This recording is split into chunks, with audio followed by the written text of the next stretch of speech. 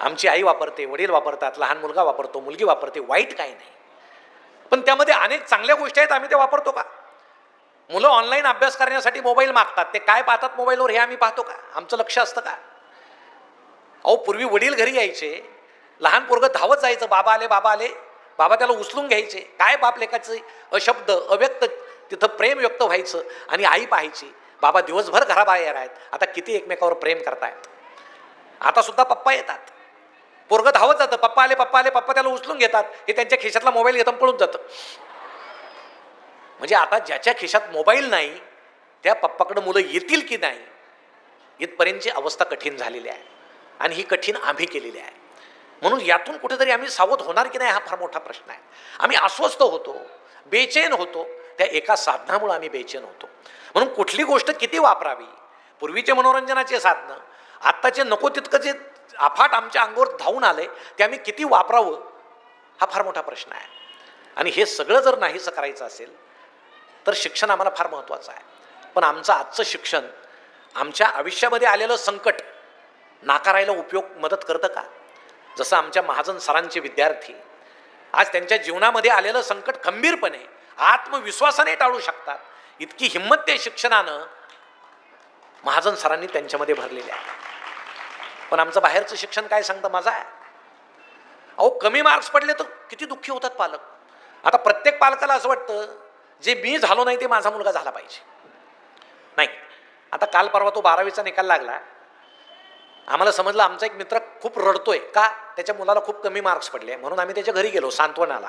आता ही नवीन सांत्वनाची जागा झालेली आहे, फळं वगैरे न्यायची नाही, तसंच जायचं. मग मित्र रडत होता, त्याची बायको रडत होती, आणि आता आईबाप रडतायत म्हणून आपल्यालाही रडावं लागेल म्हणून पोरगंही रडत होतं. आम्ही गेलो, मित्राच्या कानात मी एकच वाक्य बोललो, मित्र शांत झाला, आम्हाला चहा वगैरे केला, आम्ही निघालो. काय बोललो मी मित्राच्या कानात? त्याला मी एवढंच सांगितलं की बाबा, कधी कधी अनुवंशिकतेचा सुद्धा परिणाम असतो, पण ते आम्ही लक्षातच घेत नाही. मुलाला इतके पडलेच पाहिजे. तुम्हाला किती पडले होते? पटकन मुलांना जर विचारलं तुम्हाला किती पडले होते, आमचा काळ वेगळा होता. कसला वेगळा होता? तुम्ही आत्ता असते तरी काही चाललं नसतं. पण आम्ही मुलांना ते दाखवत नाही, आम्ही त्यांना फसवतो, त्यांच्या बालमनाला फसवतो. आमचं मराठी शाळेतलं शिक्षण पहा, मोठी गंमत आहे. आता परीक्षा नाही, शिक्षकांना अवांतर काम आहे, सगळ्या शिक्षण पद्धतीची अशीच गंमत झालेली आहे. मग आता ती नोंदवही आहे. नोंदवही म्हणजे काय?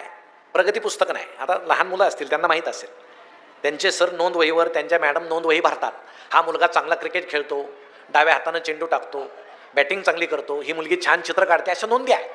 पण प्रशासनाचा आदेश असा आहे की नकारात्मक नोंदी करायच्या नाही, मुलाच्या बालमनावर परिणाम होईल. नोंदी चांगल्या करायच्या, सकारात्मक करायच्या. एकदा गंमत अशी झाली की वर्गामध्ये एका मुलानं दुसऱ्याची कंपास चोरली. आता गुरुजींना वाटलं याची नोंद कशी करायची, असं तर लिहिता येणार नाही, हा चोर होणार आहे. त्यांनी मुख्याध्यापकाला विचारलं, म्हणे असंच झालं भाऊ, याची नोंद कशी करू? मुख्याध्यापक म्हटले तुमचा वर्ग आहे, तुम्ही पाहून घ्या, काही अनुदान वगैरे आलं तर मी आहे म्हणे, त्यांचं ते कामच असतं. मग गुरुजी म्हटले नोंद कशी करायची, हा चोर होणार आहे असं तर लिहिता येणार नाही. म्हणून त्यांनी शांतपणे सकारात्मक नोंद केली त्या मुलाची. सदर हो मुलाला मित्राच्या वस्तू संग्रहित करण्याचा छंद आहे. आता हीच वही जर 8वीच्या मॅडमकडे गेली आणि त्यांनी जर वाचलं, अरे याला मित्राच्या वस्तू संग्रहित करण्याचा छंद आहे, आपण याला प्रोत्साहन दिलं पाहिजे, तर त्यांची पर्स सुद्धा जागेवर राहणार नाही, अशी परिस्थिती आहे. पण आमचं हे असं शिक्षण सुरू आहे. आमचा असा मुलगा जातो शिकायला माध्यमिकमध्ये, हे संस्कार करण्याचं वय आहे, पण आमचा माध्यमिकचा अभ्यासक्रम अजून जुनाचा आहे. सरांनी जर मुलाला विचारलं एखाद्या, राष्ट्रपती राजवट कधी लागते, आणि तो जर असं म्हटला रात्री लागते आणि पहाटे उठते, तर काय करायचं? चूक द्यायचं की बरोबर द्यायचं? सर जर म्हटले तर चूक आहे, तर मुलगा म्हणेल सर तुम्ही चुकताय, तुम्ही टी व्ही पाहत नाही. रात्री राष्ट्रपती राजवट लागते, पहाटे मुख्यमंत्र्यांचा शपथविधी होतो, आणि नंतर राष्ट्रपती राजवट उठते. म्हणजे राष्ट्रपती राजवट ही रात्री लागते आणि पहाटे उठते. पण आमच्या पुस्तकात तसं दिलेलं नाही, कारण आमचा अभ्यासक्रम जुना आहे. आमचे सर सांगतात 18 वर्ष पूर्ण झाल्याशिवाय मतदानाचा हक्क प्राप्त होत नाही. एखादी निवडणूक असते, मुलगा बापाकडे लक्ष ठेवून असतो, 5 वाजले तरी आपला बाप मतदानाला काय जात नाही? यांना 18 पूर्ण व्हायला काही मिनिटं बाकी आहेत का? आपल्याकडचं खरं मतदान तर 5 नंतर सुरू होतं. मग एखादी गाडी येते, वडिलांच्या हातात काहीतरी दिलं जातं, हे सगळं मुलगा पाहतो. की हातामध्ये काहीतरी प्रलोभन द्यावं लागतं, फुकटची गाडी न्यायला येते तेव्हा मतदानाचा हक्क प्राप्त होतो. म्हणजे शाळेत शिकवलं जातं ते खोटं आहे असं मुलाच्या मनामध्ये बाहेरची संकल्पना दृढ होते. म्हणून आमचा आता अभ्यासक्रम बदलण्याची सुद्धा फार गरज आहे. आम्ही तो बदलत नाही. असाच मुलगा उच्च शिक्षणाकडे जातो. उच्च शिक्षणात तर उच्च प्रकारची लबाडी सुरू आहे. तुम्हाला सांगतो, उच्च कोटीची लबाडी सुरू आहे. एका दिवशी सर बसलेले असतात, प्राध्यापक. मुलं म्हणतात सर चला तास घ्यायचा आहे. सर म्हणतात नाही आज मला कंटाळा आलाय, उद्या घेऊ. दुसऱ्या दिवशी सर म्हणतात मुलांना चला आज तास घेऊ. मुलं म्हणतात आज आम्हाला कंटाळा आलेला आहे. तिसऱ्या दिवशी दोघांनाही कंटाळा आलेला असतो. चौथ्या दिवशी दोघेही आनंदात असतात कारण तो रविवार असतो. अशी परिस्थिती आहे. आता मुलांचा शिक्षकांवर विश्वास नाही, शिक्षकांचा मुलांवर विश्वास नाही आणि समाजाचा दोघांवरही विश्वास नाही, अशी परिस्थिती आहे. म्हणून एका इंजिनिअरिंगच्या मुलांनी ज्यावेळेस एक चार्टर्ड विमान तयार केलं, सगळे प्राध्यापक त्यामध्ये बसले. ते इंजिनिअरिंग कॉलेजचा GS वर गेला, त्यानं हात जोडले. सर्व प्राध्यापकांना असं म्हटलं की तुम्ही गुरूंनी आम्हाला जे ज्ञान दिलं ते वापरून आम्ही हे सगळं विमान तयार केलेलं आहे. काय झालं असेल? सगळे प्राध्यापक खाली उतरले. चला हे यांनी तयार केलं म्हणजे चला खाली. प्राचार्य तसेच बसून. एक प्राध्यापक म्हटले सर ऐकलं नाही का तुम्ही, आपल्या ड्युट्यांनी तयार केलंय, उतरा खाली. प्राचार्य म्हटले तुम्ही जा. माझ्या विद्यार्थ्यांवर पूर्ण विश्वास आहे, मला खात्री आहे हे विमान उडणारच नाही. किती खात्री आहे? असा विश्वास जर झाला तर काय होणार? परंतु आता आमच्या पालकांची गंमत अशी आहे, मुलाला 55% मार्क्स पडले तरी त्याला डॉक्टर करायचं. 55% डॉक्टर केला पाहिजे का? माझं तर मत आहे कमी मार्कावाले खूप डॉक्टर केले पाहिजे, त्याशिवाय देशाची लोकसंख्या कमी होणार नाही. मग ते 55%चा मुलगा घ्यायचा, 55 लाखाची बॅग घ्यायची, कॉलेजमध्ये गेले की बॅग सहित पोरगं ठेवून घेतात, झालं डॉक्टर. असे डॉक्टर होतात पुढे. आता इथं कुठे डॉक्टर असेल तर माफ करा, तुम्ही सगळे मेरिटचे डॉक्टर आहात, पण आता इथून पुढची गंमत सांगतो. मग असे डॉक्टर आल्यामुळे काय गमती सुरू झाल्या. एक डॉक्टर ज्यावेळेस ऑपरेशन थिएटरमध्ये गेले पेशंटला घेऊन, कोपऱ्यामध्ये हार पडलेला होता. ते हार पाहून पेशंट घाबरलं. डॉक्टरनं म्हटलं डॉक्टर साहेब हा हार कशाला? डॉक्टर म्हटले माझं पहिलंच ऑपरेशन आहे, ऑपरेशन सक्सेस झालं तर हा हार मला, नाही झालं तर तुला, वाया जाणार नाही. गमतीच आहे. अहो जुना काळ काय असा होता का? मला आठवतं आमच्या गावामध्ये माझ्या गल्लीमध्ये एकच डॉक्टर होते, डॉक्टर बेंदूरकर. वर त्यांचा दवाखाना होता माडीवर आणि जिनेवर पाटी होती, डॉक्टर बेंदूरकर दवाखाना, वर जाण्याचा रस्ता. त्यामुळे वर गेलेला पेशंट खाली येईलच याचा भरोसा नसायचा, तरी आम्ही जिवंत आहोत. सरकारी दवाखाना होता. मग आजीनं मला एकदा सरकारी दवाखान्यात नेलं. असे 5-6 पेशंट उभे, सरकारी डॉक्टर असे खुर्चीवर बसलेले. सरकारी डॉक्टरांचं एक वैशिष्ट्य असतं, हात न लावता त्यांना समजतं किती ताप आहे, स्टेथोस्कोप न लावता समजतं धडधड किती आहे. त्यांनी दुरूनच ओळखलं असं असं आहे, ठीक आहे. एक बरणी ठेवलेली होती टेबलवर, अशा पांढऱ्या गोळ्या होत्या, त्यामध्ये अशी मूठ भरून गोळ्या द्यायच्या प्रत्येकाला. धर घरूनच काचेची बाटली न्यायची औषध आणायला. त्यावेळेस काय अशा औषधाच्या बाटल्या नसायच्या, काचेची बाटली न्यायची, ड्रम होता लाल औषधाचा, भाडकन होतायचे. हे डॉक्टर किती चमचे, चमचे कशाला, पे किती ड्रम भरले, ते एक्सपायरच होणार आहेत, पे. आणि त्या पांढऱ्या गोळीचा आकार एवढा, तुम्हाला सांगतो गोळीच्या आकाराचा आणि घशाच्या आकाराचा काही संबंध नव्हता. म्हणजे माणूस आजारातून वाचेल पण गोळी गुंतून मरतो की काय. जुने लोक कुठून गोळ्या खायचे, नवीन पोरं त्यांना हसतात, आमचे बाबा कुठून गोळ्या खायचे, कुटायचे नाही तर काय होते. ते सरकार घशात गुंतून ते गेले असते मागच. अहो सगळ्यांना त्याच गोळ्या, तेच लाल औषध सगळे, आणि ते सगळे 5-6 पेशंट 4-5 दिवसानं गावात ठणठणीत होऊन फिरायचे. कसे भाऊ एकाच औषधाने बरे झाले. गमती होत्या. त्यावेळेस आपल्या कुणाच्याही अंगात पांढऱ्या पेशी नव्हत्या, कारण त्या मरतच नव्हत्या. आत्ता मरायला लागल्या. आता गेले काय, पांढऱ्या पेशी मेल्या. कशा मरायला लागल्या? कारण आता पांढऱ्या पेशी निर्माण करणारे औषधं आले. म्हणून वैद्यक शास्त्राचं डॉक्टर साहेब हे कटू असलं तरी वास्तव आहे. आता आधी औषधं येतात आणि मग त्या औषधाला लागू पडेल असा आजार काढला जातो. म्हणून आम्ही सगळे अस्वस्थ आहोत. या सगळ्या गमतीच आहे.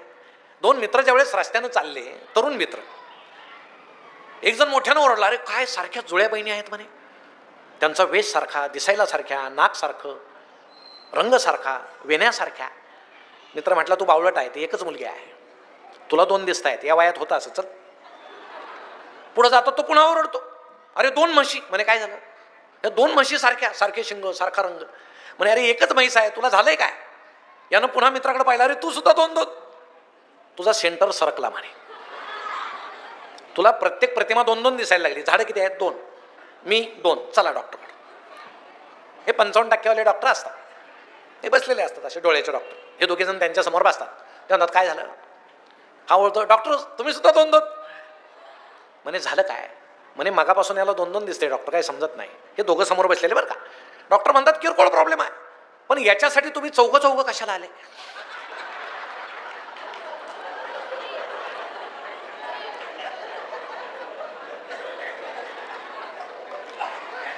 आता असं जर व्हायला लागलं काय करायचं मोठा प्रश्नच आहे. परंतु होतंय, हे कुठेतरी होतंय. म्हणून आता पालकांनी अहो त्या कोट्याला महाजन सर 30 का 32 मुलांनी एका वर्षात आत्महत्या केल्या. तुम्हाला मुलांना नेमकं करायचंय काय? त्यांचं बालपण तुम्ही कोमेजून टाकता, होरपळून टाकता. त्यांच्यामध्ये काय कला आहे ते पहा. ते जर छान चित्र काढत असतील तर त्यांना ब्रश आणून द्या, त्यांना कॅनव्हास आणून द्या. ते चांगलं खेळत असतील त्यांना बॅट आणून द्या. तुम्ही अस्वस्थ होऊ नका. आमच्या मुलाच्या अंगामध्ये काय क्षमता आहे ते ओळखा. जसं मी मनोबलमध्ये पाहिलं, कोणामध्ये काय क्षमता आहे ती ओळखायची. आणि क्षमता म्हणजे तरी काय असतो? आपल्या प्रत्येकात क्षमता आहे. विचार करा, आपल्या पायात पेटके आलेत, आपण थकून गेलोय आणि रस्त्यानं चाललोय. आता कधी कोसळेल याचा भरोसा नाही असं वाटतंय. आणि समोरून एखादा कुत्रा असा झापडा वासून अंगावर धावून आला, काय होईल?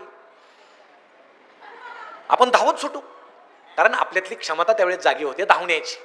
क्षमता कधी जागी होते? संकट आल्यावर किंवा संधी आल्यावर. संकटाची वाट पाहू नका, संधीची वाट पहा आणि आपल्यातली क्षमता जागृत करा. म्हणून मी मनोबलमध्ये जे पाहिलं ते आपल्यातली क्षमता जागृत करून या मुलांचं भविष्य घडवण्याचं हे मनोबल आहे. म्हणून आपण सुद्धा ते करू शकतो. अहो दिव्यांग ते मुलं नाहीच. बदलीसाठी खोटे दिव्यांग किती शिक्षक आहेत तसे. कोणाचं कान काय झालंय, काय कशातही दिव्यांग आहे. हे मेंदूमध्ये दिव्यांग आहेत, हे दुसरे कशात दिव्यांग नाही. म्हणून आपण आनंद कशात मिळवायचा? आजूबाजूला सगळा आनंद आहे, आपल्याला दिसत नाही. तुम्ही सकाळी फिरायला जाता की नाही? अनेक जण जात असतील. का जाता? काहींचं पोट वाढलेलं असतं. आता पोटाची चिंता कोणाला आहे? तुम्हाला आहे का जगाला आहे? चेहरा असा कोणीतरी अणुबॉम्ब टाकल्यासारखा असं. मग आपल्याला पाहिलं की बाकीचे म्हणतात हे आलं भाऊ, चला आपलं दुसरं. असं आनंदी चेहऱ्यानं तुम्ही फिरा. फिरणं सुद्धा असं छान असो. पण आपण आपल्या अंगातली क्षमता न ओळखता करतो. दीक्षित साहेब आले, म्हटले करा डाएट, केलं डाएट. 90 किलो होतं, आता किती झालो? 60. डाएट सोडलं, आता किती झालो? 110. तुमच्या शरीराला ते मानवत आहे का? आपलं शरीर कसं आहे तेच करा. रामदेव बाबा सकाळी दाखवत आहेत योगासनं. आता रामदेव बाबा काय त्यांचं आरोग्य नीट राहावं म्हणून योगासनं करत नाहीत, तो त्यांचा व्यवसाय आहे. त्यांना भगवे कपडे आहेत, भगव्या कपड्याला एकही खिसा नाही, तरी किती व्यवसाय आहेत. हा माणूस पैसे कुठे ठेवत असतील, मला कोडच आहे. म्हणजे वेशाला खिसा नसताना ते किती व्यवसाय आहे. मग ते रामदेव बाबा असं दाखवतात, हे पाय असा गळ्यात घाला, टंगडी गळ्यात घाला, घातली. हा पाहणारा लगेच आपली घाला घातली, निघतच नाही. मग बायकोला म्हणायचं अरे एवढी काढ, ती म्हणते दुसरी घालते, दोन्ही घालते, इथंच बसा. अहो तुम्हाला जर जमत नाही तर करता कशाला? हे काही गोष्टी असतात ना. योगासनं केले पाहिजे आरोग्यासाठी, पण ते कोणी केले पाहिजे? ज्याला मानवतं त्यानं केले पाहिजे. एकानं दुसऱ्याला विचारलं तू योगासनं करतो का? करतो. काय होतं योगासनं केल्यानं? तो म्हटला योगासनं केल्यानं आयुष्य वाढतं. मग वाढलेल्या आयुष्यात काय करायचं? तो म्हटला योगासनं करायचे. करतो कशाला? पथ्य पाळतो का? पाळतो. काय मला खूप जगायचे, खूप जगून काय करायचं? पथ्य पाळायचे. तुमचा आनंद नेमका कुठं आहे ते पहा. आनंद सगळीकडे आहे. आपण फिरायला जाताना आनंद आहे, मंद वारा वाहतोय, झाडं हलतायत, पक्षी त्या ठिकाणी चिवचिव करतायत, तो आनंद आपल्याला ऐकूच येत नाही, तो आनंद आहे. एखादा मनुष्य कुत्रं घेऊन फिरतोय, आपल्याला नाही कुत्रं, नका दुःख बाळगू, त्याला आहे ना, त्याच्या आनंदात सामील व्हा. कधी कधी तो आपल्याला हसायला पण लावतो, कारण कुत्र्यानं त्याला फिरायला आणलं की त्यानं कुत्र्याला हे समजत नाही, कुत्रं त्याला ओढतं हे मागून असं ताणत जातं. आनंदाची गोष्ट आहे. मागच्या आठवड्यात अशीच गंमत झाली. मी असा पहाटे फिरायला गेलो बरं का, थोडा अंधारच होता, आणि फिरता फिरता या धुसर अंधारातून कुठली तरी एक स्त्री मला म्हटली गुड मॉर्निंग. छान वाटलं मला. मी म्हटलं गुड मॉर्निंग. घरी आलो. आता अशा वेळी चेहऱ्यावरचा आनंद काही लपत नाही. बायकोनं विचारलं काय आज आनंदी दिसताय? म्हटलं तसं काही नाही. नाही सांगा सांगा काय झालं? म्हटलं नाही मग कुणीतरी स्त्री मला भेटली आणि ती गुड मॉर्निंग म्हटली. ती म्हटली मीच होते. लगेच चेहरा पाडला बा. मग तिनं हा प्रश्न विचारला, कुणातरी स्त्रीनं गुड मॉर्निंग म्हटल्यावर आनंद होतो, बायकोनं म्हटल्यावर का होत नाही? जरा विचार करा. विचार करण्याचाच विषय आहे. आनंद कशात आहे? आम्ही मोबाईल खेळतो, आम्ही जुनं साहित्य वाचतच नाही. अहो जुने लोक किती छान वाचायचे. राम गणेश गडकरी, श्रीपाद कृष्ण कोलटकर, पु ल देशपांडेंपासून किती आनंदाच्या गोष्टी होत्या. गडकरी तर बोलता बोलता विनोद करायचे. राम गणेश गडकरींच्या भाऊ एकदा झोपला, सकाळी उठला त्यावेळेस त्याच्या उशीखाली विंचू निघाला आणि तो घाबरून म्हणाला गडकरींना, माझ्या डोक्याखाली विंचू निघाला. गडकरी म्हटले, दगडाखाली दुसरं काय निघणार आहे? दोघेही हसायला लागले, विनोद झाला. गडकरींनी एका साहित्यिकांवर काहीतरी लिहिलं, साहित्यिक संतापले. दुसऱ्या दिवशी मॉर्निंग वॉकला समोरासमोर आले. गडकरी त्यांना म्हटले, नमस्कार. साहित्यिक म्हटले, मी मूर्खाशी बोलत नाही. गडकरी म्हटले, मी बोलतो ना. किती छान विनोद होता. आम्ही या सगळ्या गोष्टींना मुकलेलो आहोत कारण आम्ही वाचत नाही. म्हणून महाजन सर, तुम्ही जी वाचन चळवळ चालवली ना, 10वी नापास झालेला तुमचा प्रकाशक आहे आणि तो इतके छान पुस्तकं काढतोय. म्हणजे कुठल्याही गोष्टीला शिक्षणाची गरज नाही, अक्कल पाहिजे, बुद्धी पाहिजे, अनुभव पाहिजे. आम्ही वाचतच नाहीत. आणि शिक्षकांवर माझा आरोप आहे, शिक्षक तर वाचतच नाहीत, वेळच नाही. 4 शिक्षक ज्यावेळेस एका शिक्षकाच्या घरी गेले चहाला, भिंतीवर साने गुरुजींचा फोटो होता. एक शिक्षक त्या फोटोकडे असं पाहायचे जरा दुःखी नजरेनं. म्हणून त्या घरातल्या शिक्षकांनी यांना विचारलं, काय पाहताय? यांनी विचारलं, वडील कधी गेले? ते म्हटले, वडील नाही, हे साने गुरुजी आहेत. अहो, दया पवार कवी आहे की लेखक हेच आम्हाला अजून माहीत नाही. पण ही परिस्थिती फार वेगळी आहे. यातून आम्हाला बाहेर यायचं असेल तर या गोष्टी केल्या पाहिजे, जे जुने लोक सकसपणे करायचे. पण आम्ही विसरतो. अहो, जुना काळ पुन्हा एकदा आठवा, किती सकस होता नाही. मला आठवतं, आपण दप्तर घेऊन जायचो शाळेमध्ये. कशाचे दप्तर असायचे त्याला मुलांना माहीतही नाही. सुफला युरियाच्या गोण्या असायच्या आणि आम्ही त्याचे ब्रँड ॲम्बेसिडर्स होतो. विजारीला मोठमोठी टीव्ही सारखे ठिगळं असायचे. आणि कपडा फाटलेला असला की आई जाऊ देत नव्हती. आई म्हणायची, थांब बाळ. ती अशी रफू करायची बारीक सुईनं. आमच्या ताईचा फ्रॉक कुठं फाटलेला असेल, आई म्हणायची, थांब. विरलेला असला तरी कपडा फाटलेला नको. ती बारीक सुईनं असं रफू करायची. मुलं तुला हसतील, गुरुजी तुला हसतील, तसं जाऊ नको. कारण पूर्वी कपडा फाटला की प्रतिष्ठा जायची. आता काय, चांगली पॅन्ट 1000ला आहे, फाटलेली 2000ला आहे. ती फाडून शिवतात की शिवून फाडतात, कळायला मार्गच नाही. काल परवा मी पुण्यामध्ये गेलो होतो एका गॅदरिंगला, कॉलेजला. एक पोरापोरींचं टोळकं येताना दिसलं. असं बॉम्ब स्फोटात उद्ध्वस्त झाल्यासारखे दिसत होतं माणसं. कोणाच्या इथं फाटले, कोणाच्या इथं फाटले, कोणाच्या पॅन्टीत गोळ्या शिरल्यात.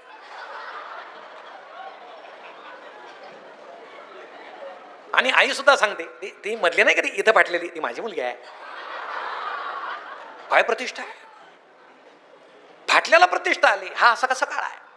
नवीन मुलं म्हणतात आमचा काळ बिघडलेला नाही, जुन्यांचं कामच आहे असं म्हणायचं. नवीन मुलं बिघडलेले आहेत, आम्ही बिघडलेलो नाही. तुम्ही बिघडलेले नाही, पण या काळाबरोबर तुम्ही वाहत जाऊ नका, प्रवाह पतित होऊ नका. कुठंतरी टीव्हीत सिनेमात आम्ही ते फाटलेलं पाहिलं, आम्ही घालायला लागलो.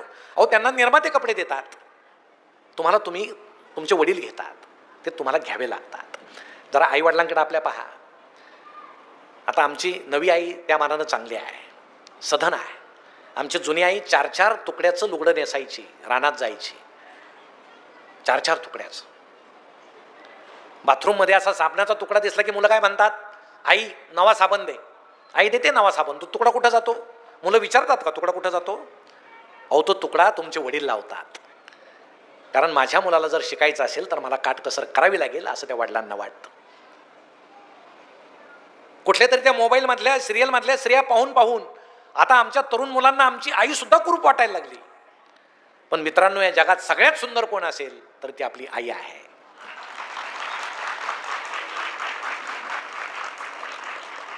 आपल्या आईनं जर मेकअप केला ना तर ती त्या नटीपेक्षा सुंदर दिसेल, पण तुम्ही उपाशी माराल कारण तिला मेकअप करायला वेळ नाही. तुमचं पोट तिला भरायचं आहे. तुम्ही 6 पॅक मिळवा, नट काय त्या नटासारखे सलमान खान वगैरे असे मिळवा, काही अडचण नाही. पण ते मिळवण्याआधी रानात जाऊन आपल्या उघड्या अंगाच्या बापाला एकदा पहा, त्याचे किती हाडं बाहेर आले, कोणासाठी आले. शाळेमध्ये तास सुरू असताना आपलं जर लक्ष लागलं नाही ना, 2 मिनिट डोळे मिटा आणि फक्त आपले आई वडील आठवा, तुमचं आपोआप लक्ष लागेल ते आपल्यासाठी काय करतायत. पण आम्ही आपलं ब्लँकेटच्या आतून आता चॅटिंग करतोय, ब्लँकेटच्या आतून. आम्ही असं वागू नये की आमच्या आईवडिलाची मान खाली जाईल, पण आम्ही वागतो. कारण आमचा समाज असा प्रवाह पतित आहे. 140 अब्ज देशाच्या या लोकसंख्येमध्ये 110 अब्ज मोबाईल आहे. 110 कोटी मोबाईल आहे. काय परिस्थिती आहे?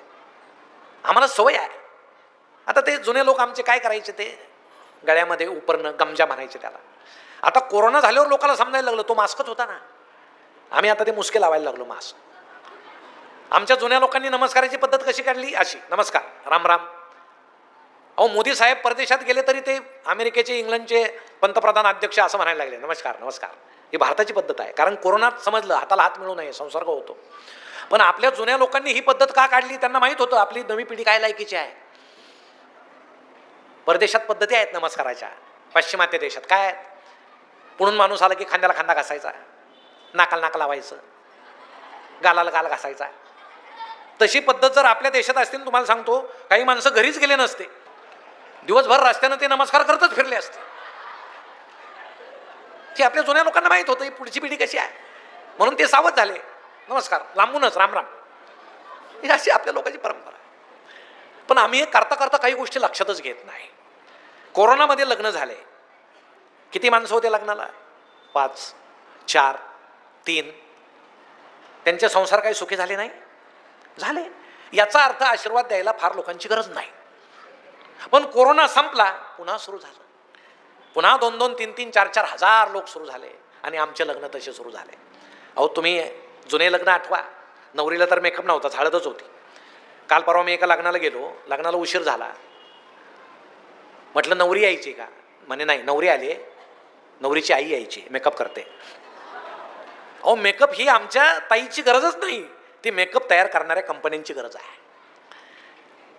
आमची आई आठवा बरं कसा मेकअप करायची, चेहरा गार पाण्यात धुवायची.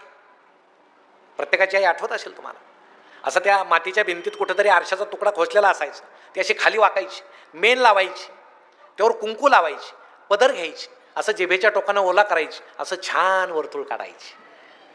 तिचं सौभाग्य पहा कसं ठसठशीत टिकायचं. अर्थात ते त्या काळात तर सौभाग्यही तसं टिकाऊ होतं. आता टिकल्या आल्या म्हणजे तुमची चूक नाही, कारण हे कधी कळून पडतील यांचाही भरोसा नाही. त्यामुळं तुम्हाला तरी कसं चूक म्हणायचं, तुम्हाला कसं नाव ठेवायचं. पण हा बदलत गेलेला काळ आहे आणि आम्हाला तो अस्वस्थ करून जातो. म्हणून जुने लग्न आठवा.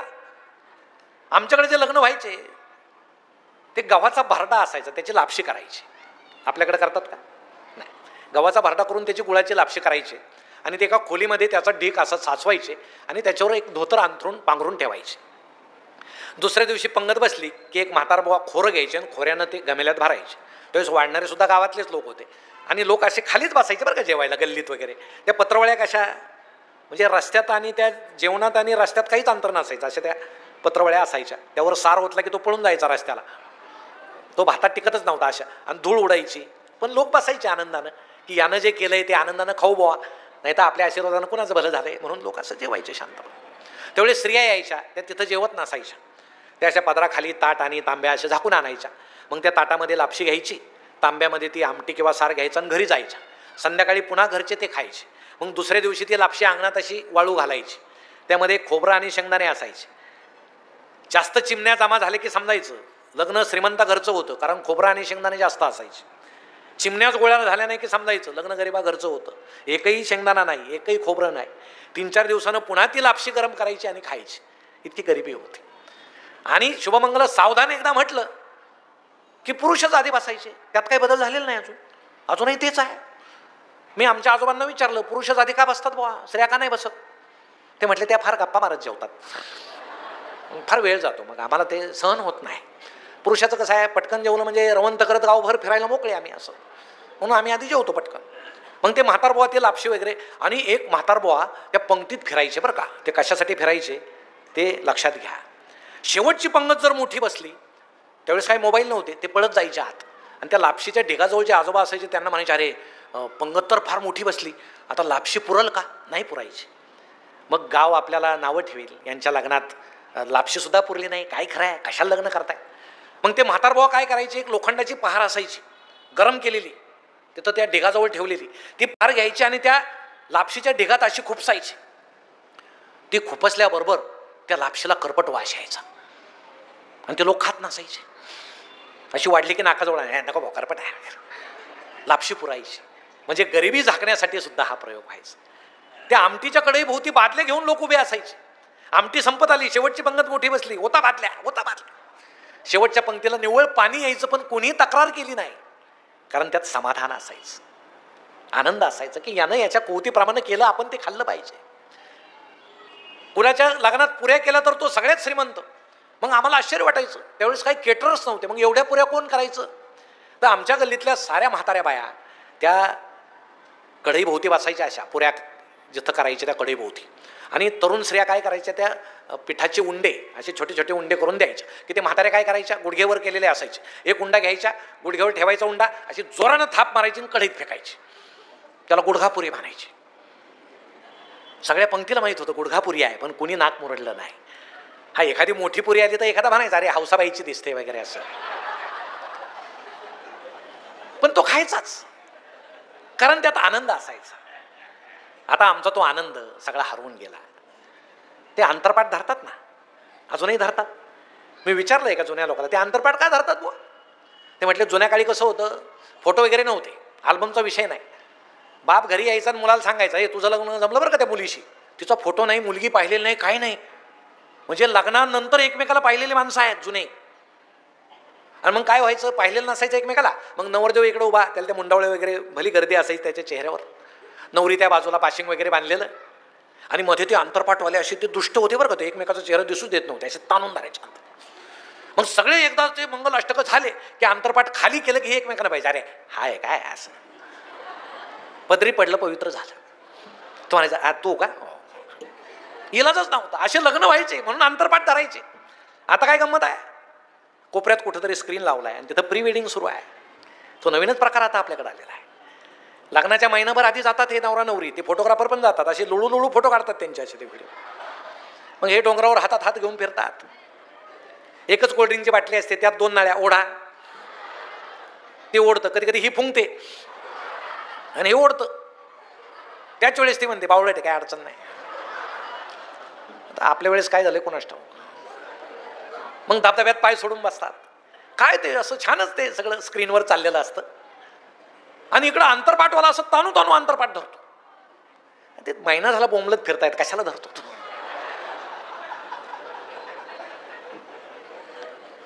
पण आमची गंमत अशी आहे, नवं तर धरायचं आणि जुनं सोडायचं नाही. कशाला या प्रथा बदला ना, नाही आम्ही बदलत. आता फोटोची तीच गंमत आहे. पूर्वी कसे फोटो असायचे, अल्बम असायचे ना फोटोचे, आपल्या घरामध्ये अल्बम. मला तर आश्चर्य वाटतं, 10-10, 15-15 वर्ष झाले काही माणसांनी अल्बम जपून ठेवले लग्नाचे. मानलं पाहिजे त्यांना, इतक्या दुःखी दिवसाचे फोटो इतके जपून ठेवतात, म्हणजे कमालच आहे. ठेवतात होतो नवरदेव म्हणतो हा आपण त्या पॉईंटवर गेलो होतो. ती सांगते अहो तो पॉईंट नाही हा. मग हा सांगतो अगं हा तोच पॉईंट आहे, तो नाही का, तू घोड्यावर बसली आणि घोडं खाली बसलं. तो गंमतच आहे. ते पाहुण्यामुळे जमायचं म्हणायला बरं का, असं म्हटलं की पाहुण्याबरोबरच निघून जायचं. मग त्यावेळेस अल्बम असायचं. आता ते सगळं गेलं, आता काय स्पेशल इफेक्ट आलेले आहेत.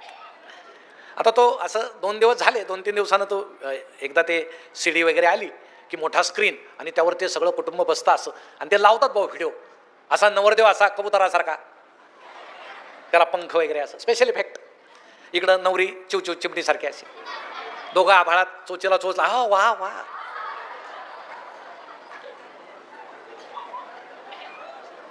नवरीचा बापही दाखवला पाहिजे असा जटायूसारखा पंख कापलेला,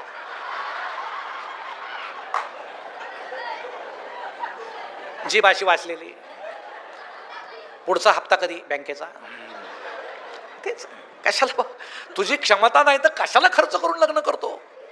आम्हाला हौस आहे.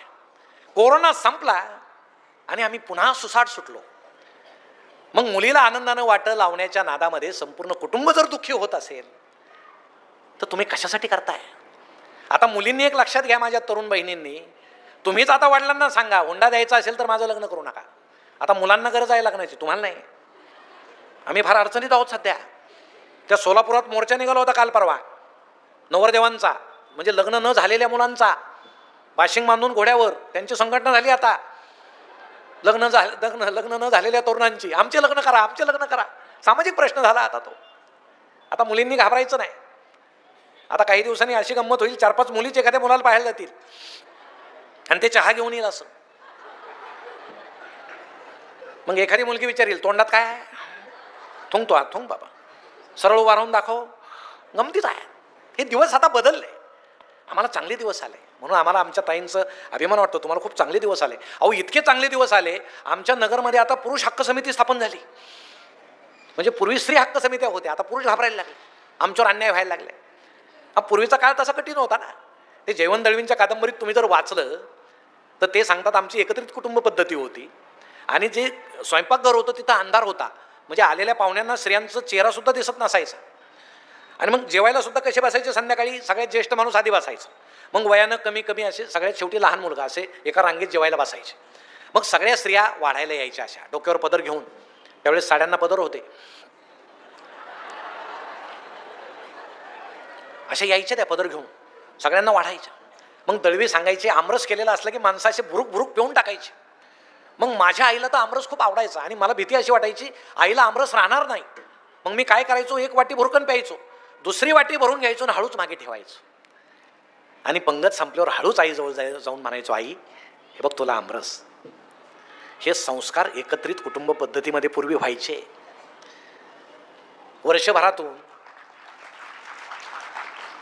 वर्षभरातून साड्यावाला घरी यायचा. काय कोणाला साड्या घ्यायच्या घरातच घ्यायच्या, बाहेर पडायचं नाही. पूर्वीच्या स्त्रिया, आता बघा आता किती स्वातंत्र्य आहे आपल्याला. साड्यांच्या दुकानाबाहेर बघा आमचे पुरुष किती बिचाऱ्या चेहऱ्याने उभे असतात. असे ओळखून घ्यायचं यांच्या संवाद साड्या घेत आहेत, हे आपलं उभं असतं बिचारा. काय करणार, इलाज नाही. किती स्वातंत्र्य आपल्याला मिळालं. या स्वातंत्र्याचा उपभोग तुम्ही घ्या. आमच्या सावित्रीबाई जिजाऊमुळे हे दिवस तुम्हाला आलेले आहे, ती आनंदाची गोष्ट आहे. म्हणून आपला आनंद याच्यात आहे. तुमची वेदना, तुमची दैना आता कमी झालेली आहे. विधवा स्त्रीनं पांढरी साडी घालावी, दागिने घालू नये हा विषय गेला. का घालू नये? अहो ज्याची पत्नी वारली तो पुरुष कधी सफेद कपडे घालतो का, चंपी करतो का? तो तर असा समाजात छान राहतो. माझे मुलं उपाशी मरतील भाऊ, मला आता दुसरं करावं लागेल.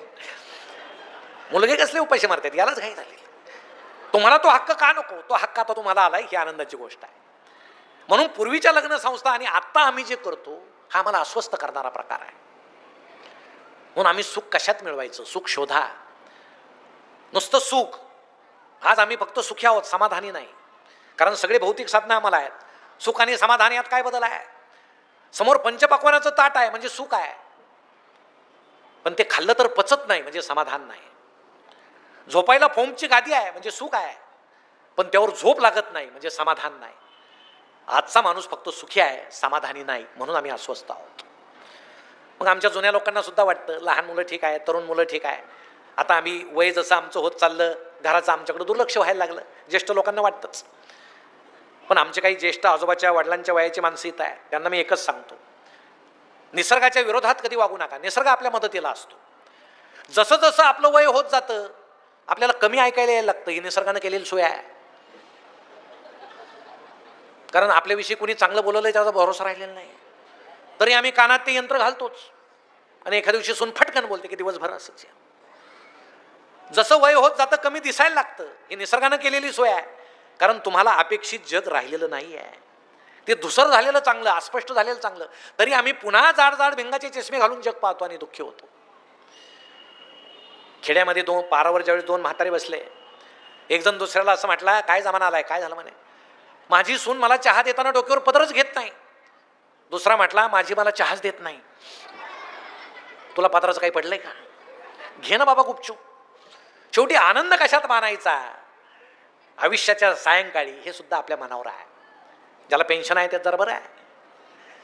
25 पासून जरा चहामध्ये जास्त सुंठ पडते, आलं पडतं, जास्त दूध पडतं. चहा सकडक 1 तारखेपर्यंत. 1ला पेन्शन काढून घेऊस तर पुन्हा 2ला कोरा चहा 25 तारखेपर्यंत. आमचे एक ओळखीचे आजोबा आहेत, नोकरीला होते.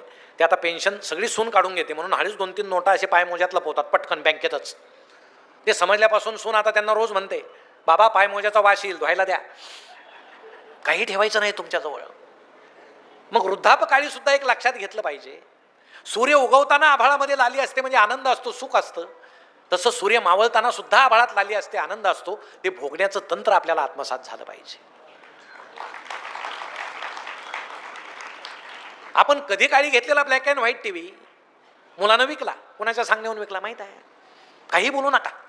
नवीन रंगीत टी व्ही आणला, टी व्ही आल्याबरोबर मुलाला म्हणा, बाळ तुला माझी किती काळजी आहे, मला कमी दिसायला लागलं म्हणून तू मोठा टी व्ही आणला. मुलाला मनातच लाज वाटेल की बाबांना मी विचारायला पाहिजे होतं. ही कुटुंब व्यवस्था आहे. आता प्रत्येक बापानं सावध राहण्याची वेळ आलेली आहे, कारण ज्या आजूबाजूला घटना घडतात त्या आनंददायी नाही. एकच उदाहरण तुम्हाला सांगतो. पुण्यामध्ये मोठा वाडा सदाशिव पेठेमध्ये, आणि अमेरिकेमध्ये मुलगा आणि सून ज्यावेळेस आले आणि बाबांना म्हटले, भारतामध्ये ज्येष्ठांनी राहणं धोक्याचं झालेलं आहे, आपण अमेरिकेत जाऊ, वाडा विकू. बाबा म्हटले, माझा जिथं जन्म झाला, मी जिथं राहिलो, मला वाडा विकायचा नाही. तरी त्या दोघांनी त्यांना समजावून सांगितलं. कितीतरी कोटीला वाडा विकला, सगळं सामान भरलं, विमानतळावर गेले बाबांना घेऊन अमेरिकेत जायला. विमान पाहून येतो म्हणून जे गेले ते पुन्हा आलेच नाही. बाबा तसेच विमानतळावर बसून, आणि नंतर त्यांच्या लक्षात आलं आपल्याला फसवलं गेलं. ते आता एका वृद्धाश्रमात आहेत.